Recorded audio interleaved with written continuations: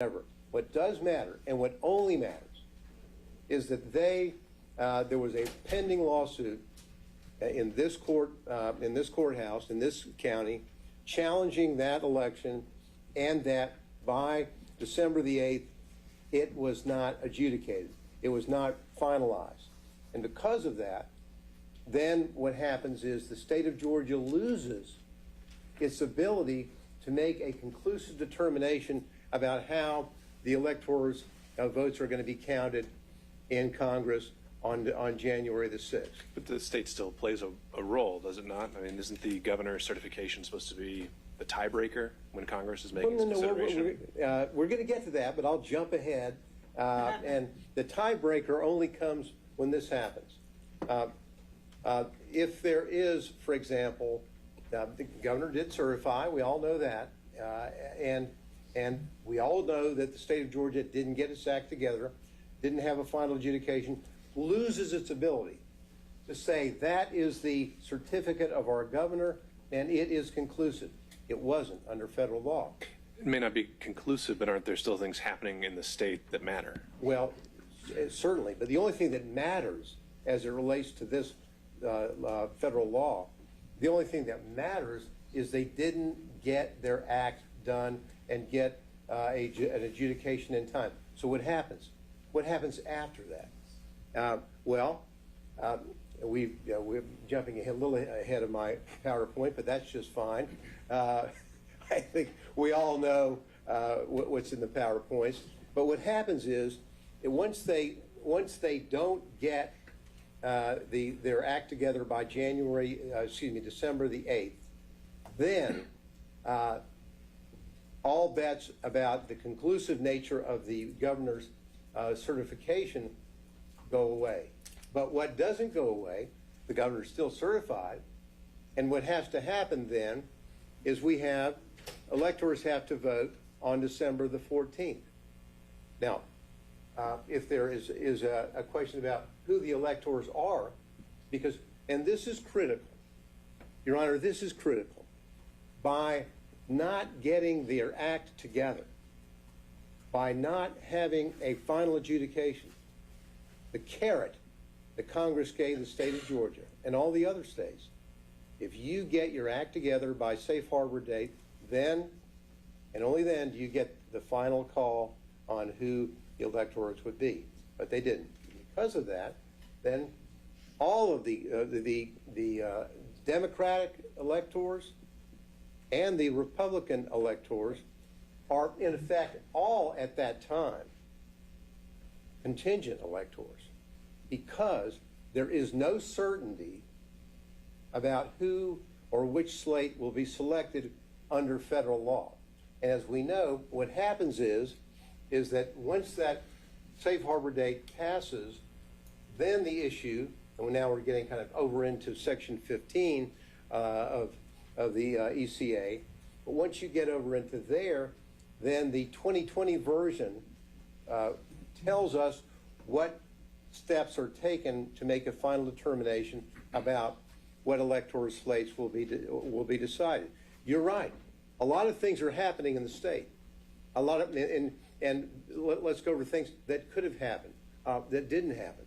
For example, there could have been an adjudication after safe harbor on the pending election. Of course, that would not have been definitive and conclusive as it relates to the safe harbor date. The power has still shifted over to Congress. But had there been an adjudication of the lawsuit itself after the safe harbor date, then certainly the adjudicator, and this is critical here, the adjudicator is Congress, not the state of Georgia. So the adjudicator, Congress, could then say, well, here we have a certification from the governor of Georgia, and we have a result in a lawsuit. Let's just say, hypothetically, had there been, and parenthetically, there was never an adjudication by a court on the lawsuit. It was never addressed at any point. But that's somewhat tangential to the issue about whether or not what Congress can do with information. they are the adjudicator under the 2020 law, and what they can do is the following. They can sit there and they could go, well, now we know that the lawsuit was dismissed or was adjudicated against President Trump and David Schaefer. Okay? If that's the case, they can consider that. It's not conclusive. It's not definitive. They can consider that in making their determinations about what they're going to do.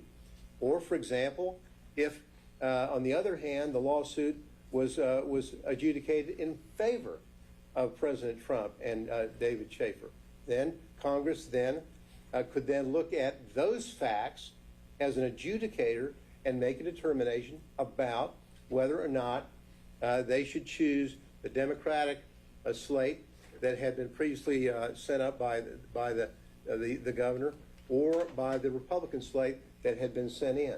So then and only then. But what happens in Congress is the following, and we all know it was a somewhat, and this is important consideration, Your Honor. This is a process set up by Congress.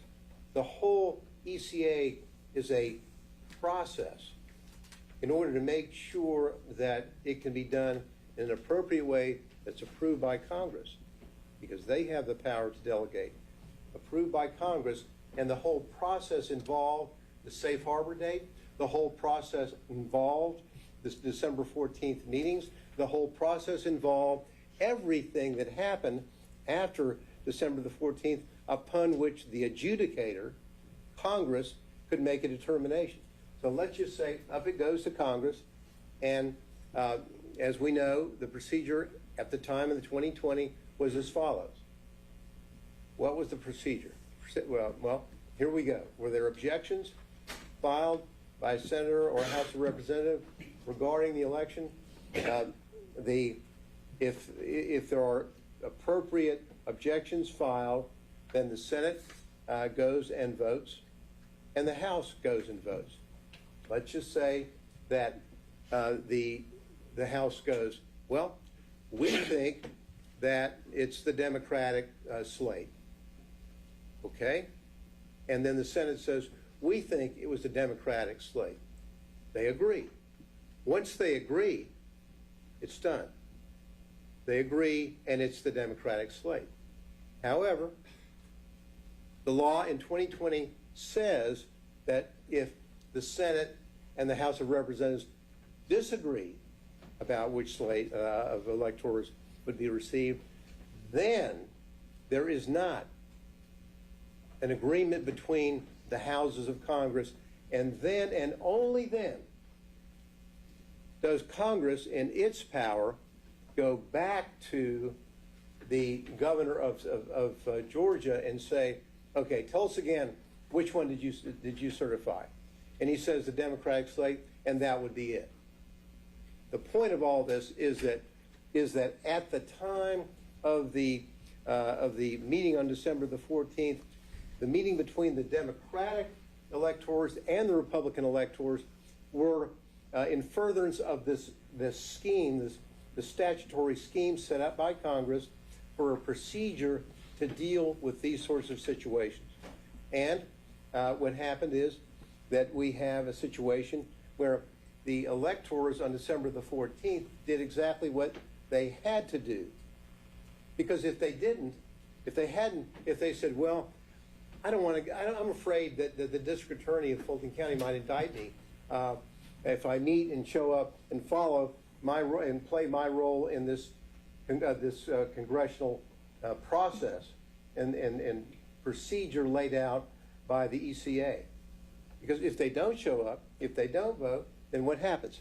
Then they have failed to comply with the congressional laws stating that the electors meet and vote on a certain date, and rendering moot the whole issue of whether or not there was any kind of valid considerations based on the lawsuit. And by doing that, what you've really done, and the most frightening aspect of this, I hate to throw in frightening, but the concerning aspect of all this is the following. When people who are electors, understanding this process.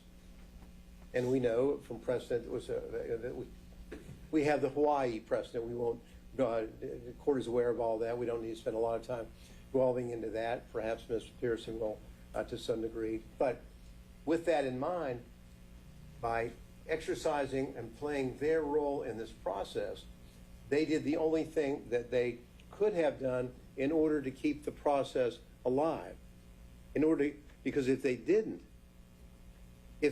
not do it, the state of Georgia, by failing to meet the safe harbor date, if the threat is out there, all right, we failed to meet our safe harbor date of December the 8th, but, Mr. Republican elector, if you show up and you follow the Hawaii precedent, and if you follow what the ECA, the understanding of the ECA, that you have to vote in order to determine whether or not the Democratic or the Republican electors are selected by Congress, then what you've done is allow the state through the district attorney's office to say, by threat of indicting you in a grand jury, if you show up, they're defeating the purpose of the congressional procedure and scheme set up in 2020.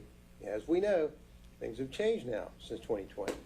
And I think the best argument for proving everything we say about the ECA in 2020 is the fact that Congress amended the ECA, as we know, in 2022. But having said that, what we then have is we've got a situation where we know that, and we're not saying that the ECA is saying that there was a requirement or a duty.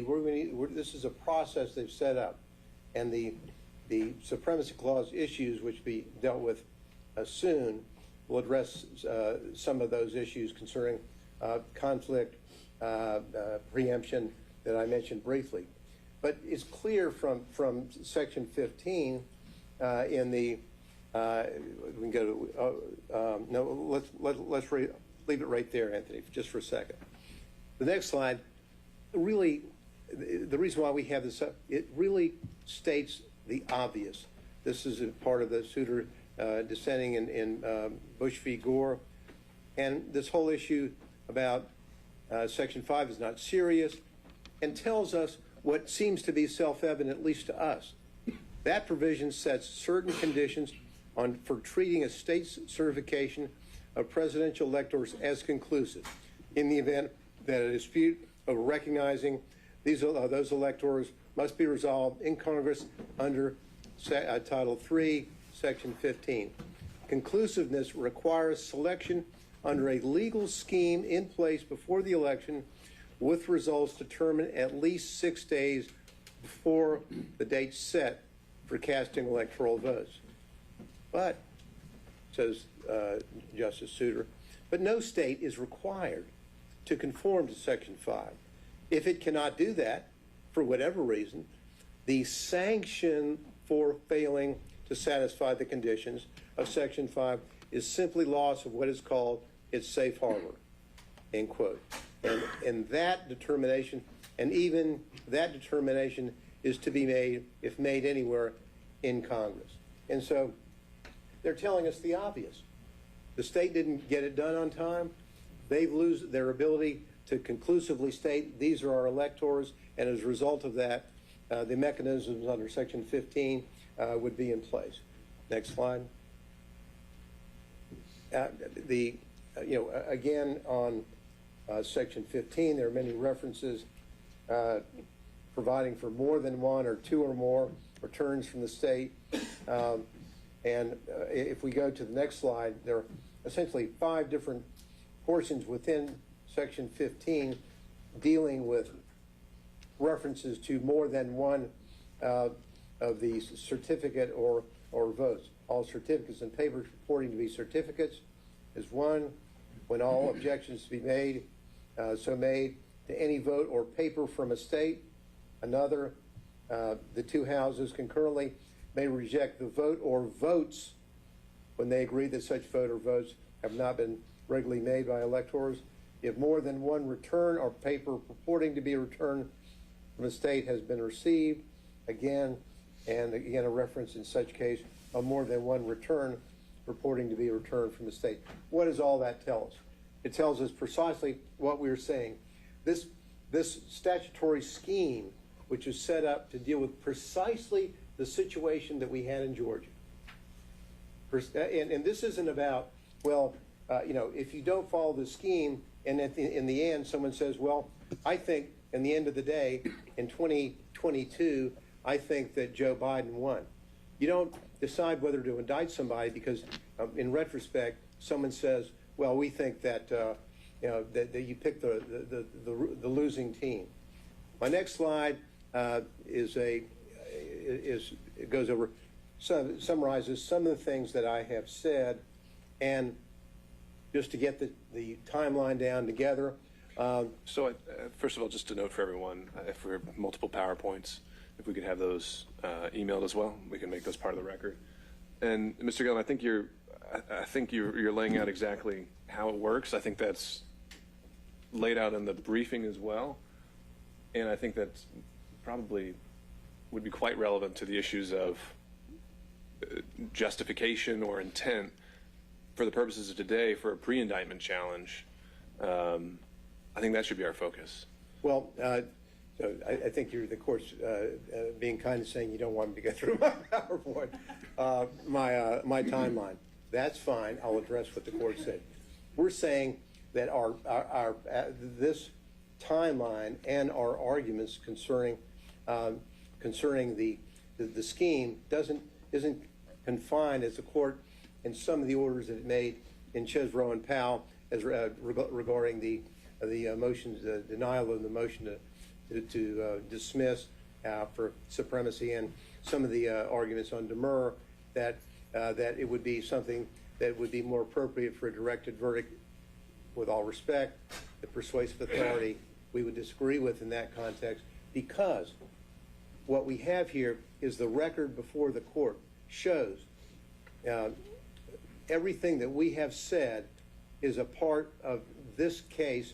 The court has taken judicial notice of the filings and the triggering mechanism of the ECA, the failure to comply with the safe harbor date. That isn't something for the jury to decide. These electors should not have to wait for a jury when, on the self-evident the facts of the indictment and of the law, that everything they did was lawful and appropriate. That is our point. This is not, with all due respect, Your Honor, a situation where a defendant is saying, "Oh, this is a speaking demur," and I've now added in the Chesbrough or Powell motions attachments of certain transcripts, or whether the court said, "Well, now that's really a speaking demur." Here, we're saying, on the face of what the court has, the court should make a determination. This needs to stop as it relates to folks, the electors. It should stop, because what they did under the law and under the record and this indictment as we have it, they talk about the December 14th, it should stop now. They should not be forced to have to go through a 4-month trial and then say at the end of that exactly what we told the court. What they've done is lawful, and what they have done, frankly, in my opinion, was appropriate, and would have perhaps been not appropriate had they been frightened away from fear of prosecution and not done what the federal law had stated. And parenthetically, Ms. Pearson is about to get up and is going to say that that there really aren't, frankly, even necessarily a need for any kind of factual issues, or even the submission under the notice, judicial notice the court gave us, because of the Supremacy Clause issues, that it should end for us and for the others as it relates to the Supremacy Clause issues. The final slide is simply making the point that I made before, which is critical. As of December the 14th, 2020, because no conclusive result under Section 5 had been reached by Georgia, the Republican and Democratic presidential electors, they were all contingent presidential electors. They acted appropriately, and for that, Your Honor, I will pass the baton to Ms. Pearson for her supremacy arguments. Thank you.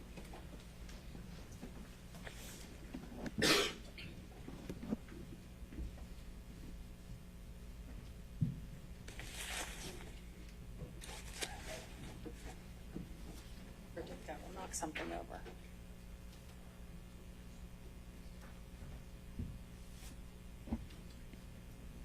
Let me grab my water.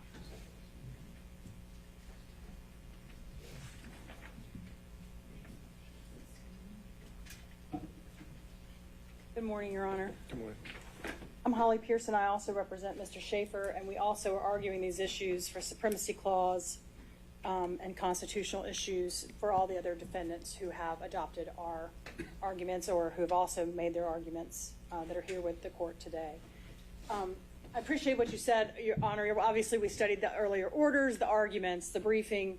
And I think that the way I look at it is the court was only given about 10 pieces of a 50-piece jigsaw puzzle to try to put it all together. And what I'd like to try to do is give the court the full picture, to put it in context, to see how the Constitution instructs the court and the district attorney's office to act.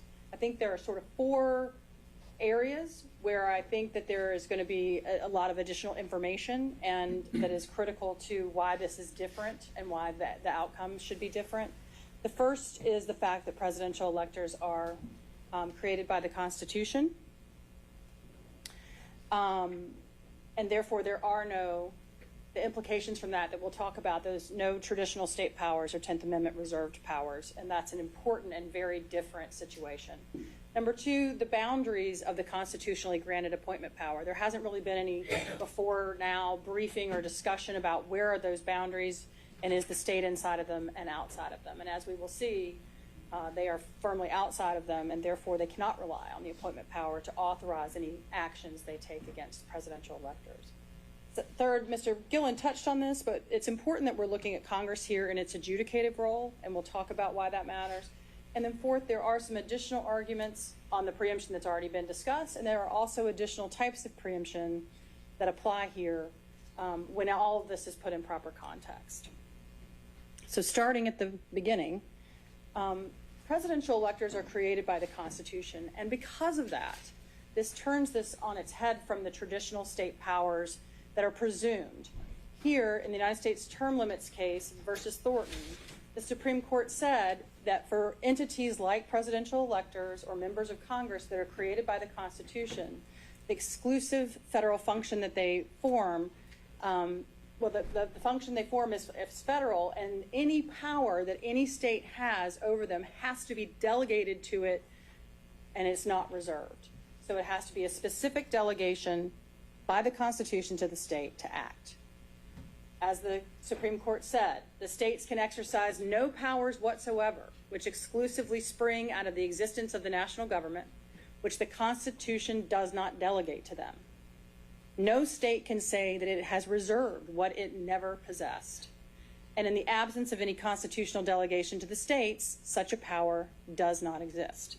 So the obvious and normal question then is, what power does the Constitution give to the states with regard to presidential electors? Because we know we can't rely on the state's original or reserved or the 10th Amendment reserved powers here, because the construct of it being created by the Constitution and the Supreme Court's explanation of that in term limits says that we cannot.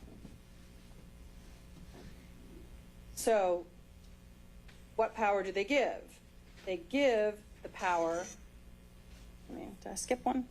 There we go, sorry. Technical difficulties. What authority does the Constitution give? Well, it plainly gives one limited power to the states. It gives the state the power of appointment in the manner that the legislature sees fit to appoint presidential electors. Well, what does that mean? Because the discussion so far has been, well, we have appointment power. That means we can do anything we want at any point at any time with regard to presidential electors and it's essentially unlimited. Well, that just isn't the case. The Supreme Court has made explicit that the appointment power stops at least before they ballot. And I think the construct of the Constitution makes clear that the appointment power of the state, which is broad when you're acting within it, they have broad authority to set the manner, means, qualifications, procedures, etc. around their presidential electors. But it stops at Election Day because the power under the Constitution to decide presidential elector disputes goes to Congress on that day. Once there is an election, Congress, under the 12th Amendment, is the only body that is allowed to adjudicate presidential elector disputes. Now, Mr. Gillen explained that Congress decided maybe it didn't want to do all that hard work itself, and it delegated through the Electoral Count Act one window of opportunity for the state to do that for it, through the Electoral Count Act, through the safe harbor, if they'd made a final judicial determination through the judicial process that's been set up in Georgia by the safe harbor date. But here they did not do that. And so the Constitution under Article 2, Section 1 and under the 12th Amendment make plain that Congress alone has the authority then to adjudicate presidential elector disputes.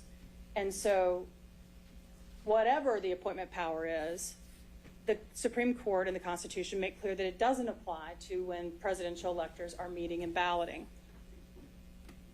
And how do you respond to the state's citation to In re Green and Chiafalo? All of those, Your Honor, are grounded in the Supreme Court specifically grounds its sanction of the state's actions in the appointment power that is given to the state. So, for example, Chiafalo is a follow-up case to Ray v. Blair, which we'll talk about, which is cited here. Ray v. Blair was the first case the Supreme Court looked at about what's the limit on the appointment power of the state. And that case was not quite Chiafalo. It was, can we make presidential electors swear an oath of loyalty to the candidate? So in other words, faithless electors. Can the state impose on an elector the duty to vote for the candidate of the party? And what the Ray case said was, yeah, they can do that. But the only reason they can do it is because it is part of the qualifications of the elector themselves and therefore is grounded in the appointment power. Chiafalo is the next iteration that you talked about and that the state has relied on, next iteration of the Ray v. Blair case. And what it said is, okay, we said in Ray you can make the oath. In Chiafalo, the question was, can you enforce the oath? And the Supreme Court specifically grounding itself, and I have here, the quote here from the court, they specifically ground or base their authority, the state's authority to enforce those pledges on the appointment power because it's about setting the qualifications. And even though it's enforced afterward, it is based on the pre-election and pre-appointment power that the state has. So that's Chiafalo, that's Ray, that's Burroughs, that's Green. That's all of the cases that the state has cited and that we've talked about. They're all grounded in the appointment power. And if you read them, Your Honor, Ray, Chiafalo, all of them talk explicitly about it, about how it has to be grounded. And the faithless elected cases are actually a really good example of why we know the appointment power is so limited, because the Supreme Court had to go out of its way to base the authority of the state to do it in the appointment power because it knew it didn't have anything beyond the appointment power. And then some of the dissents you'll see from Thomas and others, they sort of make these points. So what is clear? So ultimately, are you saying that anything an elector does, because that is exclusively the purview of federal authority, the state has to stay outside of that? Well, anything they do as an elector. I mean, if they went out and committed a murder, I mean, the state would obviously be able to prosecute them for a murder. But here, in this case, they have been prosecuted for their actions as presidential electors. And it's not just me saying so. This is what the Supreme Court has said here. They've said that presidential electors exercise a federal function in balloting for president and vice president. They say that they exercise federal functions under and discharge duties in virtue of authority and conferred by the Constitution of the United States. So yes, once we're back in the federal realm and outside of the appointment power, the state has no authority. Remember, under the term limits case, it's the state's burden. Unlike the normal presumption where they have sort of plenary and common law and traditional police powers, That doesn't exist here. The term limits case makes clear they have to identify some specific authority that they have over these presidential electors. The only authority they have identified is the appointment power, and the appointment power plainly does not apply to the activities for which they have indicted the presidential electors, which are solely within the federal realm here. And we talked about Chiafalo.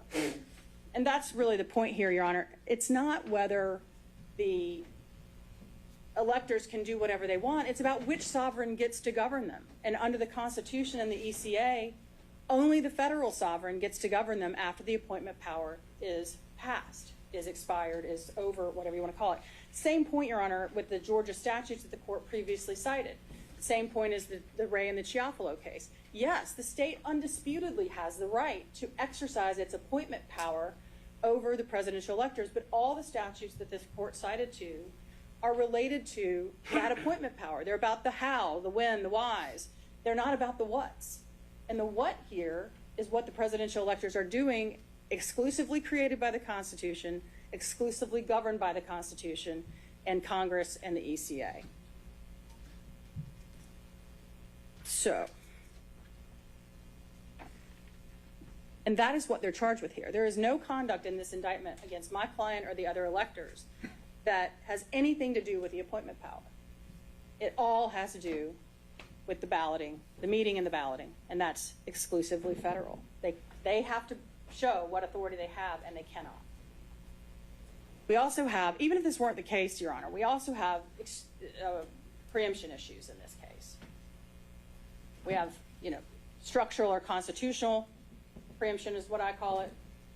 Then we have the more commonly known conflict in field. But there are two types of each of those because, why make it easy and have one type of conflict and call the other one something else? We have two types of conflict, which is where you can't comply with both the state and the federal law at the same time, or when the state law obstructs Congress's purposes and objectives. Both of those apply.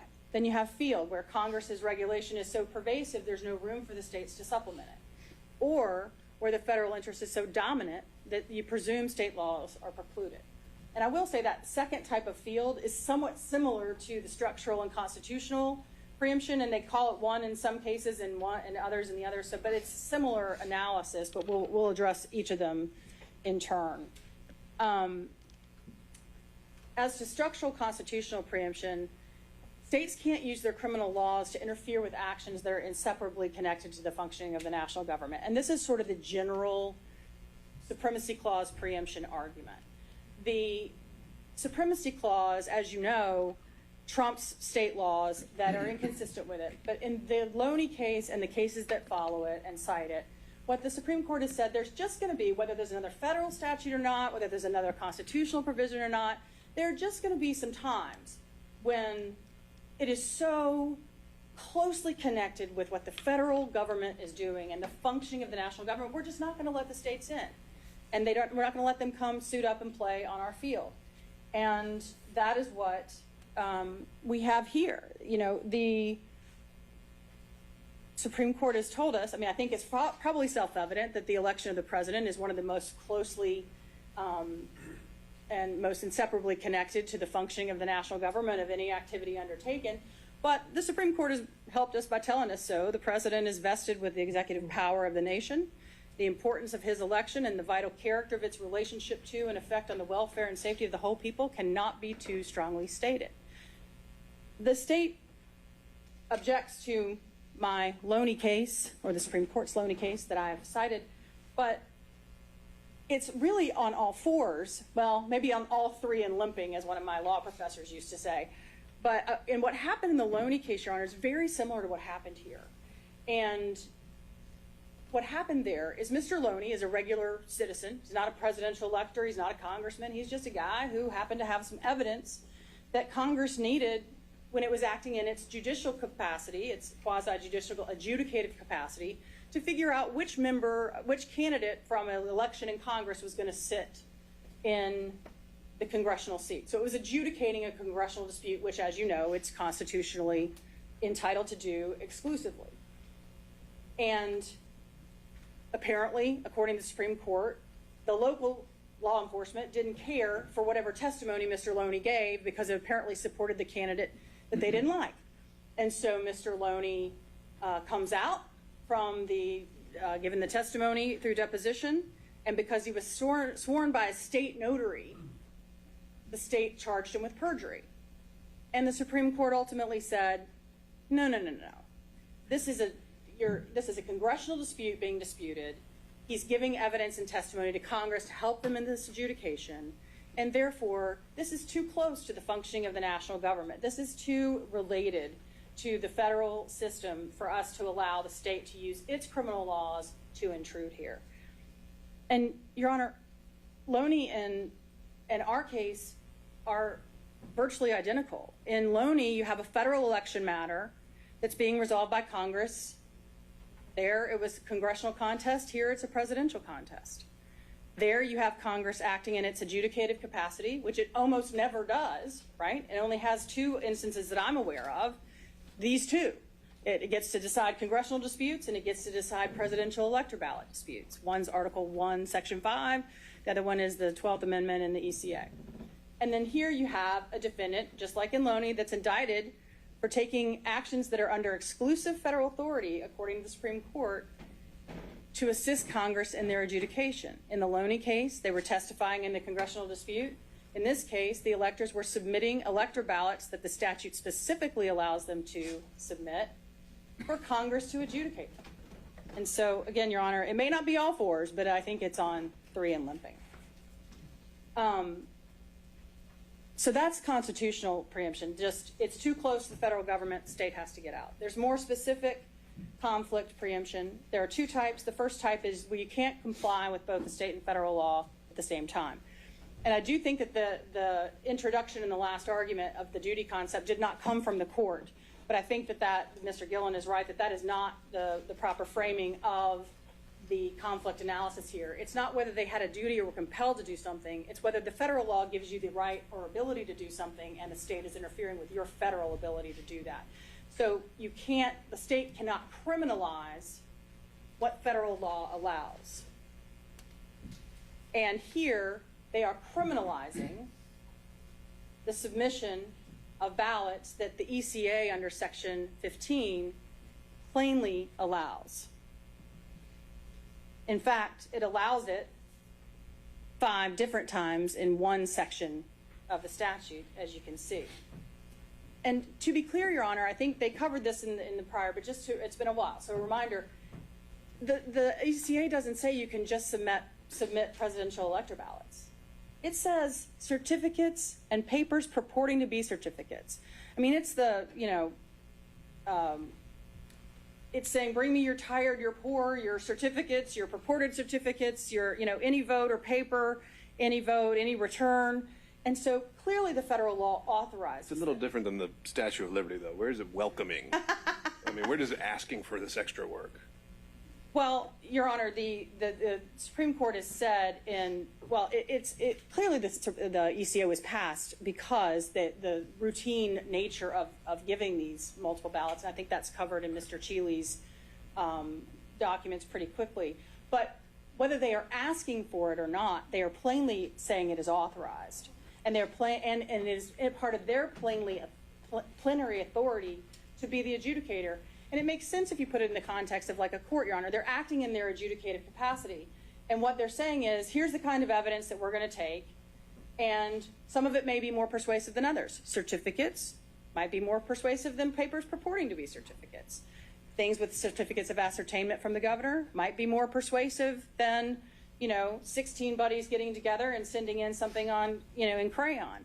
But we're going to take it, and we get to be the adjudicator of what's going on with here. And what the state is saying is we get to tell Congress what evidence it's allowed to receive, even though Congress has made plain that it will receive and adjudicate these types. And the presidential electors here cannot fill out ballots that Congress has said it will accept and not be accused of crimes. And that is straight up conflict preemption in its most classic sense. There is also a second type of conflict preemption, just for a second, and it's when the state obstructs Congress's purposes and objectives.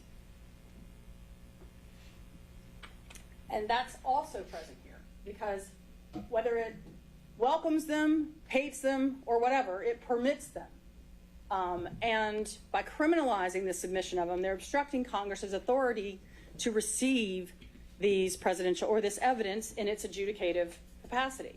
It directly impairs the congressional vote counting because, as the Supreme Court made clear in many cases, including Bush v. Gore, and they relied on the story, history, etc., the ability to count includes and must have the ability to adjudicate. And here, Congress obviously cannot count or adjudicate what it is prohibited by the state from receiving.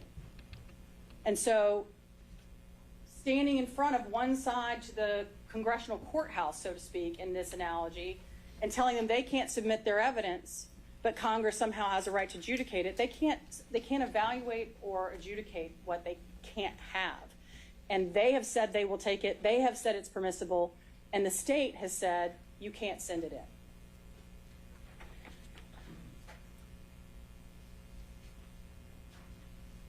It's also a sort of a usurpation or a rewriting of the ECA, Your Honor. And Mr. Gillen touched on this a little bit, but here, what the ECA says, as Mr. Gillen made plain, here's what we're going to tell you, state. We've got all the power. Here's what we're going to give you. If you get a judicial decision done by Safe Harbor Day, you get to tell us who the presidential electors are. If you don't, then we get to tell you who they are.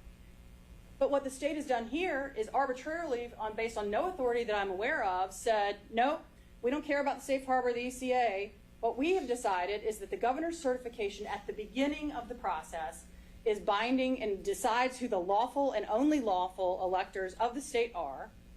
And therefore, we're going to stand in front of anybody through threat of criminal prosecution or actual criminal prosecution inside of the side we decide didn't win, and keep them from sending it to Congress.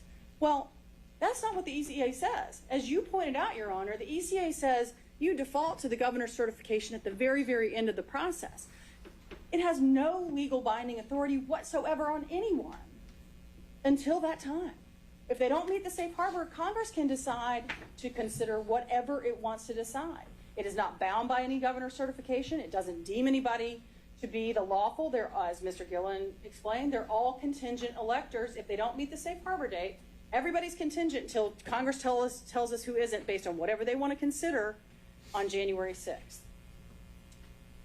And so that is clear obstruction of Congress's purposes, because you're keeping them from getting evidence to which they are lawfully entitled and which they have said is permissible and available. And then field preemption, pervasive regulation. The Supreme Court in Bush v. Gore described ECA as so pervasive as to occupy the field. In fact, one justice even suggested it was so pervasive that maybe even courts could not come in and disrupt Congress's sole authority under the ECA. But it's particularly covering the field when, as we discussed at the beginning, the state doesn't have any authority that they can point to be playing on this field at all. And then this is related to what we've talked about, Your Honor, but the dominant federal interest. We've talked about how the power of Congress to judge the legality of the electoral votes is a necessary and consequent power of the power to count, and the existence of this power is absolute necessity to the preservation of government. There can be no doubt that of the primary federal interest, the dominant federal interest, candidly the only federal interest for the activities that we're talking about here.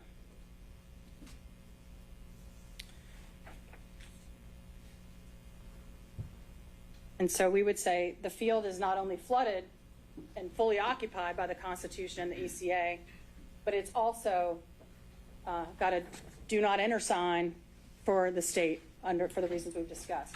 And I think, Your Honor, in conclusion, I know that we're always happy to see the conclusion sign. In conclusion, I just want to say, in the big picture, if we think about what we're talking about here, I think it makes intuitive sense if you look at what the Constitution does and how it is structured.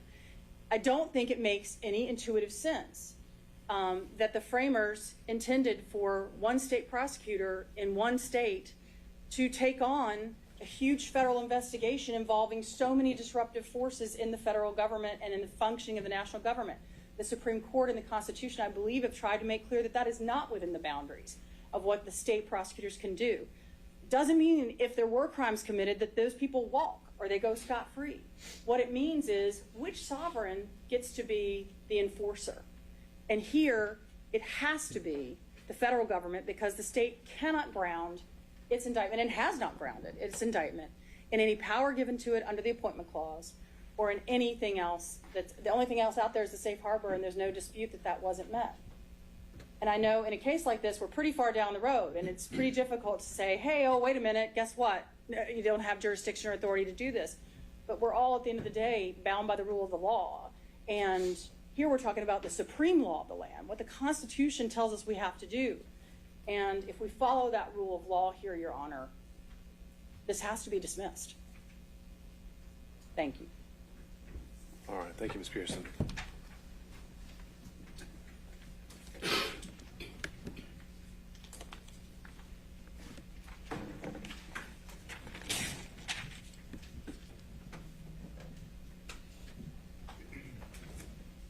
You guys mind popping out of screen sharing? Sorry again? You guys mind popping out of screen sharing? You're speaking tech language. You'll have to speak to Anthony. No, thanks.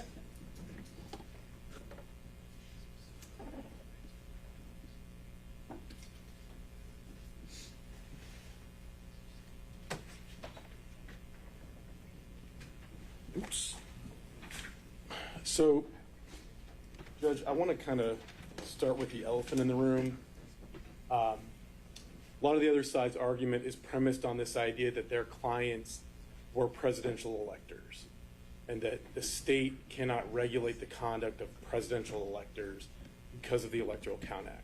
The elephant in the room is none of them were presidential electors. None of them are presidential electors. They've never been presidential electors as it relates to the 2020 election. And so those arguments do not apply as a threshold matter. Additionally, if their arguments even were to apply, it would require some type of evidence in the record that the court can make a finding about that would prove that they are electors or that they were electors. And so until that happens, first of all, the argument's premature, but that fact is they were not electors, they are not electors, and so none of the analysis about preemption applies to them. It does not apply to them. And so, of course, as the court acknowledged before we started, or right as we started, Your Honor has already rejected this argument. You've already found that there's nothing in the Electoral Count Act that either expressly or implicitly preempts state law. I'm not going to spend a lot of time on it, but I do want to kind of hit some of the arguments that the other side made just to preserve the record. Starting with express preemption, other side pointed to nothing. Conflict preemption, they say that, number one, you can't comply with both Georgia criminal laws and the Electoral Count Act. That is not true. The real 2020 electors did that. They complied with their responsibilities under the Electoral Count Act. Congress counted their votes, and they didn't commit any violations of the criminal code of Georgia. They also say that state law obstructs Congress's ability to count the votes. They say that this prosecution tells people that you can't send in multiple votes to Congress. Well, that's not quite true. What this prosecution says, or what we've charged these defendants with doing, is sending in documents that say that they are the duly elected and qualified electors from the state of Georgia, which they were not. That's the operative language that is behind all of these charges. They are representing themselves as the actual electors certified by the governor, duly elected and qualified, and they were never that. They were never that. If you want to send in a sticky note, a piece of paper, whatever it is that says, you know, I want to submit an electoral college vote for XYZ person, you can do that without getting prosecuted, as long as you are not purporting to be someone else or purporting to have authority that you don't have, claiming to be duly elected and qualified, and doing all of that with fraudulent intent. That's what they are charged with doing. So the state's position would be if there had been a disclaimer at the bottom of the actual certificate submitted, otherwise the actions of meeting, convening, bringing in a court reporter, everything else, that was all authorized by the ECA? I can't say that for certain, Judge, because it depends on a lot of other facts. It depends on a lot of other context. If that were the case, if there had been a disclaimer, that would have been taken into consideration, but that there wasn't a disclaimer. So I can't answer that with certainty because that's just not what the facts are here. There wasn't a disclaimer. Again, turning to field preemption, they say that the field is occupied by the Electoral Count Act. It's not. What about the argument, I think it's raised in, also in Defendant Shealy's brief, the idea that if Congress came back and decided to accept or certify a different slate, is the state then able to prosecute the slate that Congress ultimately accepts? Again, Judge, that's not what the facts are here, so I can't answer that question. Because It plays into the preemption arguments, though, right? Well, I can't quite answer that either because there's first a question of, are we talking about complete preemption or are we talking about as applied preemption? And so I think it's very clear that there's no complete preemption here. There's no, absolute preemption. They didn't talk a whole lot about as applied preemption. And that's a very fact-specific situation. And so different facts will lead to different outcomes. So I'm hesitant to wade into the waters of facts that just aren't present in this case.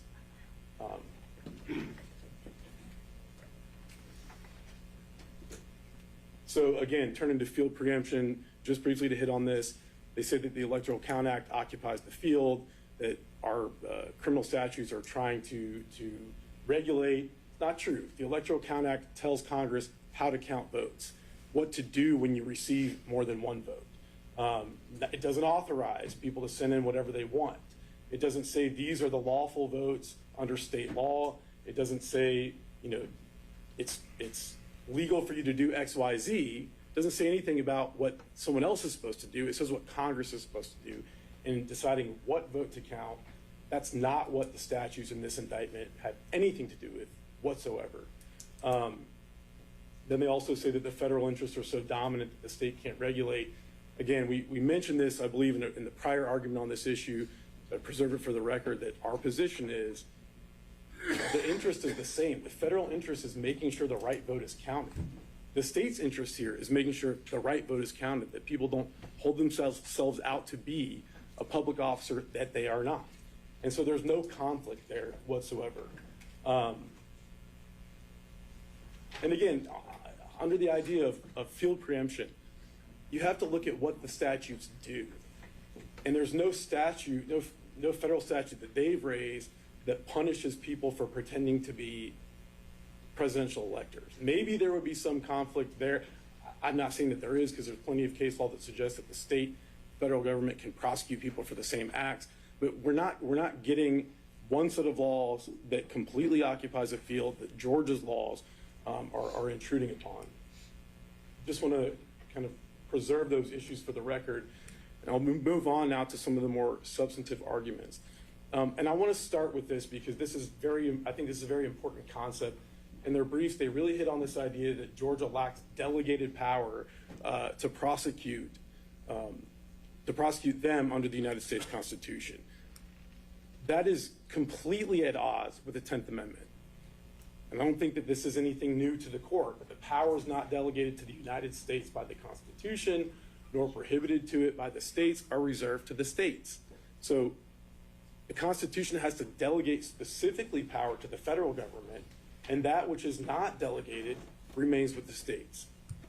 And that includes the power to prosecute people for committing crimes. Again, this concept goes back to the beginning. Take a look at the Federalist Papers. Federalist number 45, James Madison wrote, "Powers delegated by the proposed Constitution to the federal government are few and defined. Those which are to remain in the state governments are numerous and indefinite. The powers reserved to the several states extend to all the objects which in the ordinary course of affairs concern the lives, liberties, and properties of the people." This is not a difficult concept. Again, the courts recognize it. In our federal system, the national government possesses limited powers. The states have, and the people retain the remainder. What the court acknowledged in its prior order is called the police power. We have the power to regulate fraud in our elections. again, they attempted to turn the 10th Amendment on its head. And even if you take a step past that, the Constitution expressly assigns the states the power to regulate elections.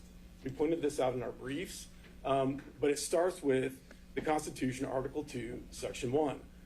It expressly assigns to the states the power to appoint in such manner as the legislature thereof may direct a number of electors. That means that the states determine who their electors are. It's in the Constitution. The Electoral Count Act cannot interfere with that. And again, as the court pointed out, we've made some cites to some of these other cases. In Ray Green, 134 U.S. 377 at 380, an 1890 case. Congress has never undertaken to interfere with the manner of appointing electors or to regulate the conduct of such election or to punish any fraud in voting for electors, but has left these matters to the control of the states. I don't know how much more explicit it can get. The Supreme Court recognized many, many years ago that the state has the power to punish fraud in federal elections. And this issue was kind of taken up again very recently in 2023 by the Supreme Court in Moore v. Harper, 143 Supreme Court 2065. State legislatures must provide a complete code, and this is dealing with the manner of holding elections clause in the part of the Constitution that grants the states the power to conduct federal congressional elections, but it uses the same language as it relates to presidential electors. So the state legislatures have to provide a code for congressional elections that includes regulations relating to notices, registration, supervision of voting, protection of voters, prevention of fraud and corrupt practices, etc. And we would submit to the court that that analysis of the word manner as it relates to the congressional elections, the same word is used as it relates to presidential electors, and the same analysis applies. Manner means we have the power to prevent fraud and corrupt practices in our presidential elections. And as the court pointed out, the Supreme Court unanimously held in Chiafalo that Article 2, Section 1 of the Constitution gives the states far-reaching authority over presidential electors absent some other constitutional constraint. And as the court also pointed out, they said that the states have the power to penalize faithless electors. And this is talking about real electors, real actual presidential electors. If there's the power to impose a penalty on the real electors, how does it make any logical sense that the state can't prosecute people who are not electors? I'm going to turn to the safe harbor argument. Defendants contend that if there's pending litigation upon the passing of the safe harbor deadline, then Congress decides who a state's electors are. That's absurd. That flies in the face of Article 2, Section 1. It just doesn't make any sense. Does not authorize, the Electoral Count Act does not authorize multiple slates of electors. It provides a procedure for how to determine which slate is the real slate under state law. And if you look at the Electoral Count Act of 1887, when those disputes arise, Congress has to look at state law and determine was state law followed. But we don't even get there, because before you get to the issue of multiple slates having been received by the President of the Senate, there's this part of the Electoral Count Act that's being completely ignored. No electoral vote or votes from any state which shall have been regularly given by electors whose appointment has been lawfully certified according to Section 6 of this title, from which but one return has been received, shall be rejected. In 2020, one return was received from the state of Georgia. One return made it to the President of the Senate. And if there's any argument that depends on the fact that more than one return was made, it requires evidence, and there is no evidence in the record at this point. And so let's look at what 3 U.S.C. Section 6 says, and I'm just going to kind of summarize it. It says that the governor ascertains who the electors are after a presidential election, that the governor issues a certificate under the seal of the state, in this case under the seal of the state of Georgia. The governor transmits the certificate of ascertainment to Congress. That is what happened here. The governor issued not one, but 2 certificates of ascertainment that said that these defendants were not the presidential electors for the state of Georgia. And so Congress received one return in 2020 from Georgia. It was certified pursuant to 3 U.S.C. Section 6 And that ends the analysis. All this other stuff about, a dispute, multiple slates, that didn't happen. We don't get there. The defendants were never duly elected and qualified, ever. And that's the real problem. Again, there was one set of votes received by the president of the Senate. There was one set of electors certified by the governor as duly elected and qualified. The Electoral Count Act only contemplates that there could be multiple slates purporting to be legitimate. It does not authorize that. And I think I raised the argument in another brief, but I'll raise it here again. For example, Georgia's criminal code contemplates that people will commit crimes. And it provides instruction on what is to be done when they do commit crimes. Because there's some instruction on what you do when a situation happens, that doesn't mean that the law authorizes it. And again, conclusiveness under the safe harbor provision does not mean that anyone can lawfully purport to be an elector duly elected and qualified by the state of Georgia. Conclusiveness means that if certain requirements are met, it's conclusive that these are the votes. But it doesn't mean that if those requirements aren't met, then they're not the votes, and Congress decides who the real votes are. That's not what the safe harbor provision says. It's just not what it says. Also, contingent electors do not exist under federal law. And this was taken up in the federal court. I referenced it in our brief. I understand that it's persuasive authority here, but there's no reference to contingent electors in any federal law cited by the defendants. The only reference to the idea of something close to a contingent office holder is under OCGA 21-2503. What that statute says is that if an election is contested, then the presumptive winner takes the office on a contingent basis. And then if the election contest is resolved against that person, then the other person comes in and takes the office. It's not clear even that that applies to presidential electors in the first place. So this idea of contingent electors, number one, doesn't exist under federal law. Number two, to the extent that it might exist under state law, it does not apply here. And also the defendant's safe harbor theory is incongruent with the Constitution. Again, Article 2, Section 1, each state shall appoint in such manner as the legislature thereof may direct a number of electors. This is granting the power to the states to decide who their electors are. And this is fundamental to the way that we elect presidents in this country. The states get to decide who their electors are. They submit a certification, votes of those electors to Congress, and Congress counts them. Under the defendant's theory, their theory is that if an election contest lawsuit is filed in every state at 11:59 p.m. on the day safe harbor passes, Congress gets to choose who every state's electors are. Every state's divested of its constitutional authority to appoint its own electors, and the will of the voters is irrelevant. So if you file a lawsuit under their theory at 11:59 p.m., there's pending litigation, safe harbor evaporates, now Congress gets to decide who wins a presidential election. That makes no sense. Another example, let's say 10,000 election contest lawsuits are filed in Fulton County after an election. Does that mean that the Superior Court bench has to resolve all of those cases prior to safe harbor in order to preserve Georgia's constitutional authority to appoint its electors? It doesn't make sense. It doesn't make sense. I want to touch on Hawaii. We touched briefly on this, and the other side touched briefly on it, but we don't believe that Hawaii is relevant in any way. The facts and circumstances are completely different. Most significantly, in the 1960 Hawaii election, both of the certificates of vote ultimately had a certificate of ascertainment attached to them. That's not the case here. These defendants never had a certificate of ascertainment saying that they were the actual voter or the actual presidential electors. Again, and I'm not going to comment on whether it was lawful or not lawful, what those Democratic electors did in 1960 in Hawaii, but the other side's provided no authority that says what they did was lawful. They say the Hawaii precedent. Well, there is no precedent. There was a situation that happened in a trial court, and we've had no appellate review of it. We don't know what happened there other than what happened in the trial court. There was a recount ongoing at the time. The facts are wildly different. The lieutenant governor of Hawaii at the time, who was acting as governor, knew that the Democratic electors were going to meet and submit a slate of votes, and they essentially authorized them to do it. Again, I'm getting into facts. I'm trying to stay away from facts because it's not appropriate to get into facts in this type of motion. And again, it's legally and factually irrelevant that someone else wasn't prosecuted 63 years ago under different laws, different circumstances.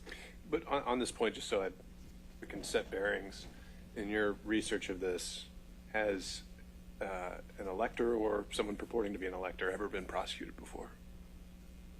I don't know, Judge. I don't know the answer to that. But you haven't found one? I have not found one. I have not found one.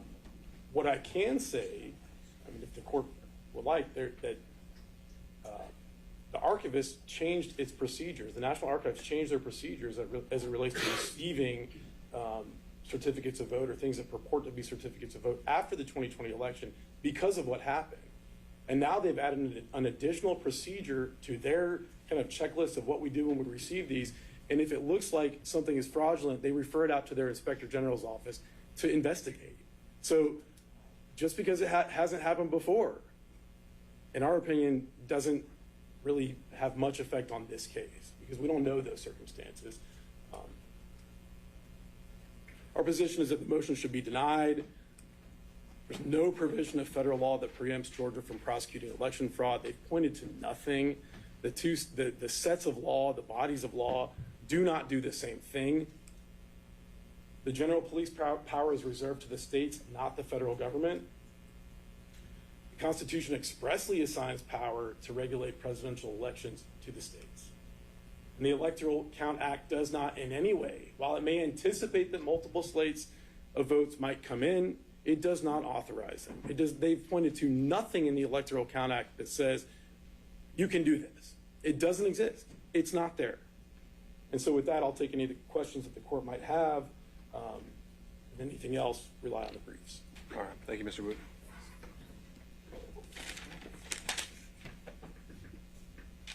All right. Just solely on this issue, was any party wanting to submit supplemental briefing? Yeah, Your Honor, I would like to rebut, if I could, just a couple of points. All right. I promise I'll be Let's set a time limit. Okay. Why don't we just say about 10 minutes at the most? I think that I can, although I am typically verbose, I think I can get that done, Your Honor. There are two fundamental flaws that underpin virtually everything that Mr. Wooten just said. First of all, the state just made our point for us, Your Honor. They said they get to decide who the real electors are, and because our folks weren't real electors, that all this consequence flows from that.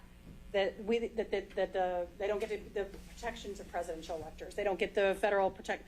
That is a fundamental misstatement of plain federal law.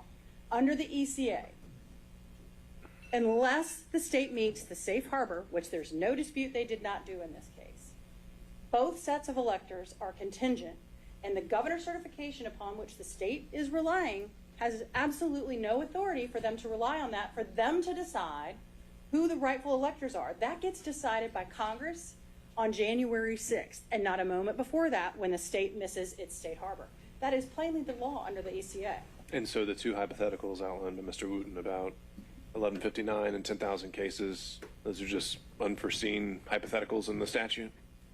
I think they are part of the reason the statute was recently changed, Your Honor, because I think there's been, if you look at the commentary and the experts on the ECA, there's been a lot of consternation about the fact that you could file a lawsuit, but that is in Georgia's control. What the ECA says is, hey, if you, state, want to set up a process that allows you to get to a final decision by Safe Harbor Day, then we'll let you do that to be conclusive. Georgia can control that process. They've set up a judicial process. If they wanted that done differently, Georgia could do that. They did not do that here, and so they have truncated the ability of the state of Georgia to get the benefit of the safe harbor. But no, that doesn't change what the law says about what the authority is or is not here, or who the real electors are not. Their entire theory, their legal theories, all flow from the fact that they believe they get to decide who the real electors are, when the Constitution is clear that only Congress gets to decide that. And when there is not a safe harbor decision and there's a dispute, Congress decides it on January 6th. That's why the comment about, oh, well, Hawaii is different because they both ultimately got certificates of ascertainment. Well, none of them knew that on December 14th when they submitted their dual slates to Hawaii, so that can't possibly have any effect on the legal analysis here. The other critical flaw in the argument, Your Honor, is they fail to acknowledge what the Supreme Court has made very plain in United States Term Limits versus Thornton. And that is, they don't get the benefit of traditional or reserved powers. They don't get the benefit because presidential electors are created by the Constitution.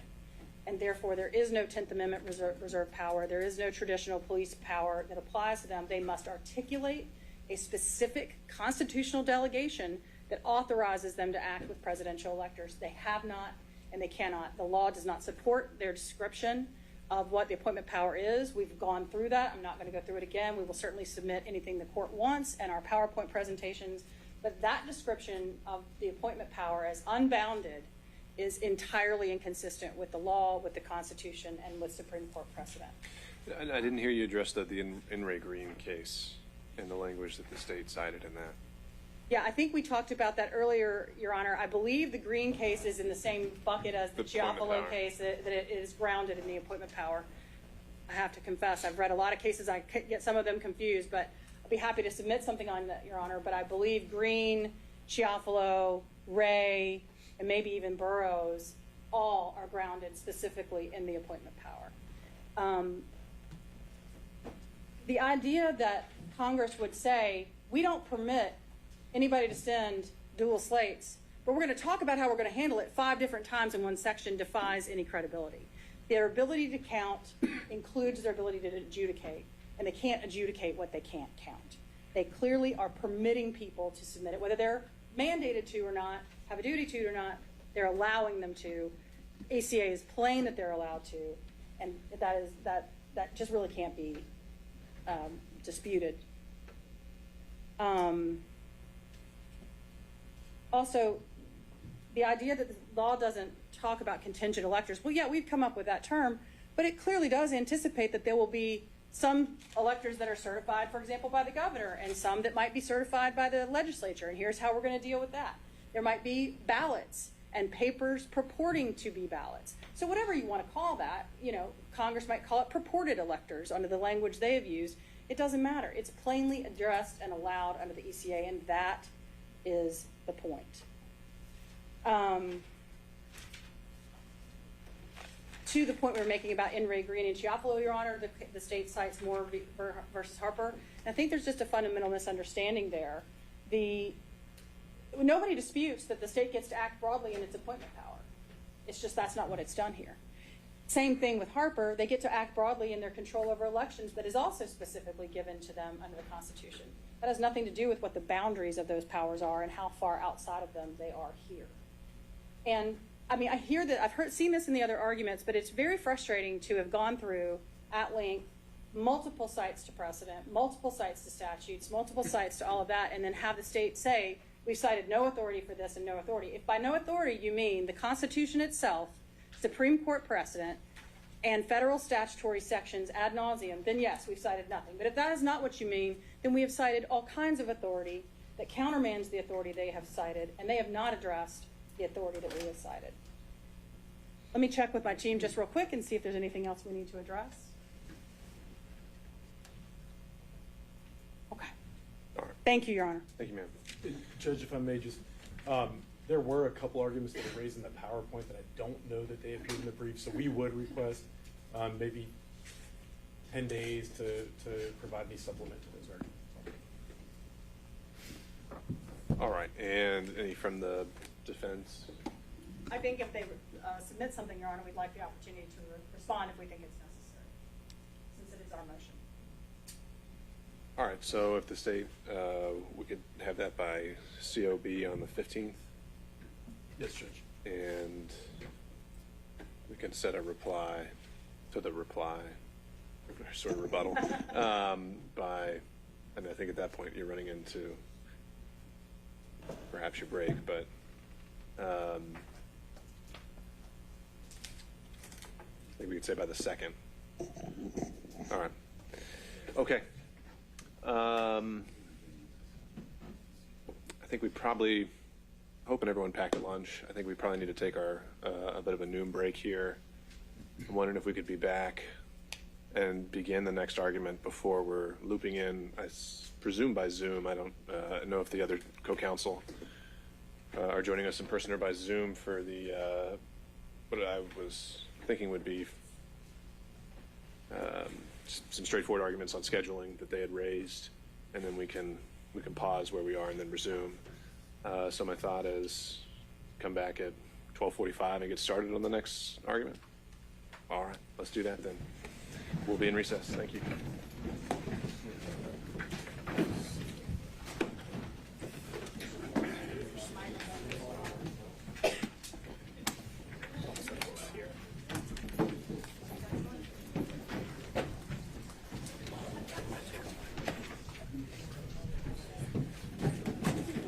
Lloyd, how are you? Nice to see you, buddy. Yeah. No complaints. Thank you. No complaints. This is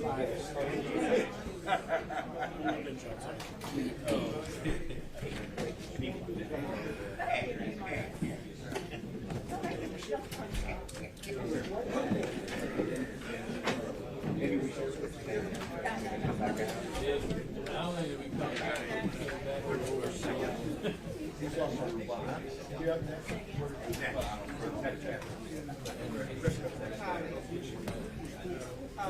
Yes. Yeah. You give it to all of us? Yeah.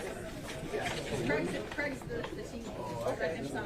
Try not to lunge on you, not on any calls. No, I hear you. So that would be, you'll make it a Chris and Richard. Oh, you got it.